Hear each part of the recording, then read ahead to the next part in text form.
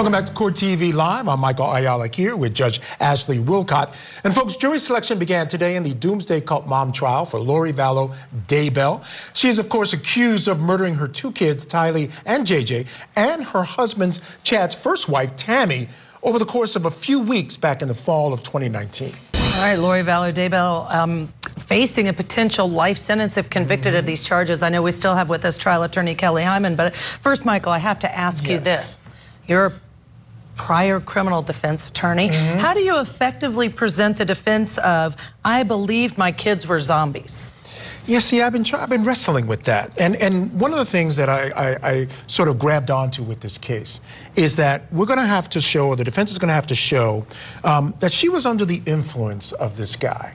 I think that, you know, and that he had control of her mind. And there's been some precedent for that. I think the grandparents said she changed. And remember, these terrible things happened when she moved to Idaho, shortly thereafter. True. So you can, in that sense, you know, think that maybe he had some undue influence over her. That's the best direction, I think. I think that's the best direction. And then I add to that, and Kelly, I'll ask you this, does that mean that she will then need to testify to explain, describe, make sense of, I was under his influence, really it was more his fault than mine?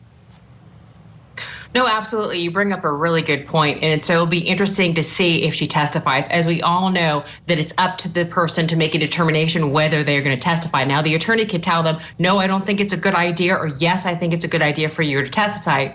But ultimately, it's up to them, the defendant in the case, to testify. So we're going to have to see where she's going to testify or not. But I do believe Michael's point is key. I definitely think that that's going to be the big theme, that she was under some serious influence. And because of that influence by Chad and what transpired, that's what caused what happened. So I think that's key, other than the fact of poking holes at the prosecution's case, because the prosecution has the burden when they bring the case to prove all the elements of the crimes.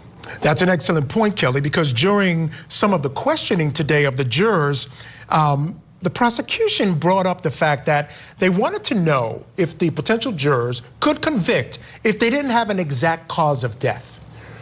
And that's one of the problems with the case. Now, we don't know necessarily if they're referring to JJ and Tylee or if they're referring to Tammy, but one of the, or at least any number of these victims, they may not be able to tell them exactly how they died.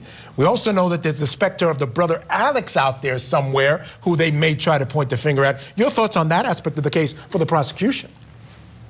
Absolutely. I mean, that's a really good point that you bring up. Absolutely. I definitely could see them being a potential issue for them, and then the defendants using that issue, that they did not prove all elements of the cause of action, but also the defendant could potentially also not only blame Chad, but try and blame the brother as well, and create some reasonable doubt that obviously it wasn't her and therefore it was someone else. Absolutely. You bring up a really good point, Michael. Yeah, and you know what's interesting, Judge, you know, what's also going to be difficult for the defense is separating the fact that she's the mother of the children that disappeared. Yeah. You know, I mean, just by looking online and the vitriol that she receives, and we've seen it over and over again, Casey Anthony, anytime you have a mother who allows something to happen to, or something happens to her children, not even allow, but something happens to their children, people don't take kindly to that at all. And I have to add to that, remember, she went to Hawaii and got murdered when something had happened to her children. She wasn't married. I'm sorry, what did I say, murdered? I'm focused on the two children, Michael, because, but you're right, she went and got married in Hawaii during the time that nobody knew where the kids were, and she had to have known something about where her kids were. But I have to add to that, and I'm clarifying because I was a little confused about, I think if you have a medical examiner who can say it was homicide, it wasn't a natural death, it wasn't suicide, it was homicide, I think that could be enough to get it over the finish line for the prosecution without saying,